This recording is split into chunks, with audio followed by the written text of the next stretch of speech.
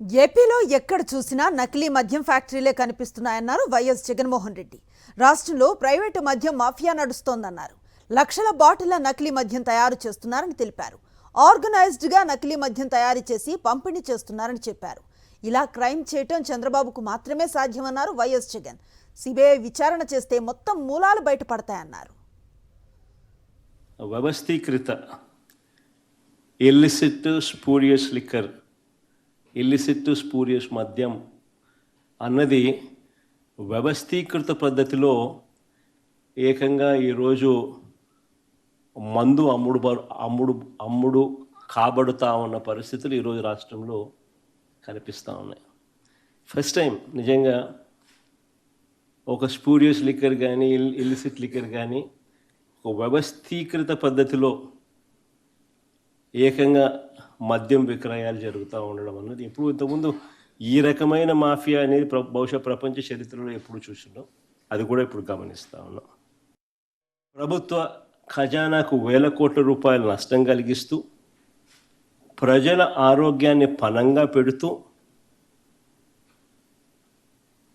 వీళ్ళ సొంత జోబులు నింపుకునే దానికోసం ఏ స్థాయికైనా దిగజారిపోయి ఈరోజు డబ్బుల కోసం వ్యాపారం చేస్తూ ఉన్న పరిస్థితులు ఈరోజు రాష్ట్రంలో చూస్తూ ఉన్నాం. వాటాల్లో తేడా రావడంతో ఇదంతా కూడా బయటకు వచ్చింది. ఒక్క మొలకల చెరువులోనే 20,208 బాటిళ్లలో నింపిన నకిలీ సరుకు దొరికింది. మరో 8,166 బాటిళ్లకు సరిపడా నకిలీ మద్యాన్ని కూడా పట్టుకున్నారు. అంతటితో ఆగిపోలా, 30 క్యాన్లలో సిద్ధం చేసి ఉన్న 1,050 లీటర్లు స్పిరిట్ కూడా అక్కడ లభ్యమైంది. ఇవన్నీ కూడా వాడుకుంటే మరికొన్ని వేల బాటిళ్ళు మద్యం తయారు మనకందరికీ కనిపించేది.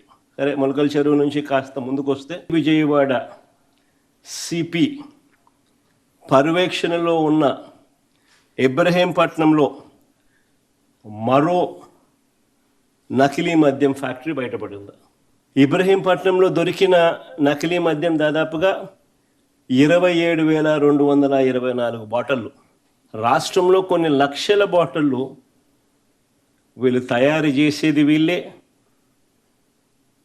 డిస్ట్రిబ్యూషన్ నెట్వర్క్ ద్వారా వీళ్ళకి సంబంధించిన ప్రైవేట్ మాఫియా షాపుల్లోకి, వీళ్ళకి సంబంధించిన బెల్ట్ షాపులకు, వీళ్ళకి సంబంధించిన పర్మిట్ రూములకు, ఇల్లీగల్ పర్మిట్ రూములకు అన్నిటికీ కూడా వీళ్ళే డిస్ట్రిబ్యూట్ చేసి అమ్ముతా ఉన్న